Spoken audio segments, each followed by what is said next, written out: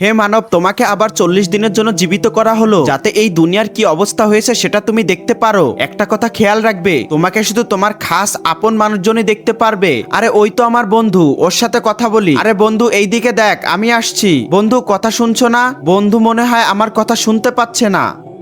আরে ওই তো মুস্তাকিমের ছেলে, ওর সাথে আমি কথা বলি।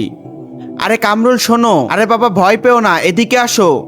আমার কথা তো শোনো। আল্লাহ তাআলা আমাকে 40 দিনের জন্য জীবিত করে দিয়েছে, আর আমাকে সে দেখতে পারবে যে আমার খাস আপনজন। আজকে দেখবো কে শয়তানকে হারিয়ে মাকে জিতিয়ে দেয়। মাকে ভালোবেসে থাকলে ভিডিওটিতে একটি লাইক দিয়ে চ্যানেলটিকে সাবস্ক্রাইব করে দাও, আর শয়তানকে ভালোবেসে থাকলে কিছুই করতে হবে না। বাবা তুমি এখন আমার সব থেকে আপনজন, তুমি দয়া করে আমার ফ্যামিলির সাথে আমাকে দেখা করিয়ে দাও। ঠিক আছে চাচা, আসেন।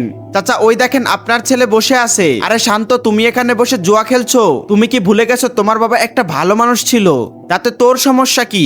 আমি জুয়া খেলেছি, তুমি তোমার বাবার সম্পদ এখানে জুয়া খেলে উড়িয়ে দিচ্ছ।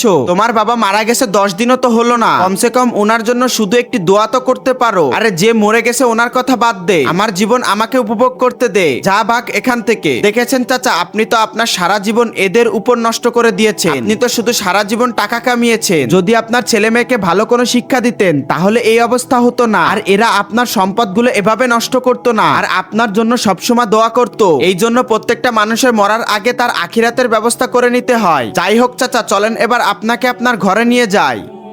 না বাবা, আমি কোথাও যাব না। আমাকে আল্লাহ তাআলা 40 দিনের জন্য পাঠিয়েছিলেন, কিন্তু আমি যা দেখার এই 4 মিনিটে দেখে নিয়েছি। মরার পর কোনো মানুষের 1 টাকারও দাম থাকে না। আমাকে তুমি আর আটকিও না বাবা, আমি চলে যাচ্ছি।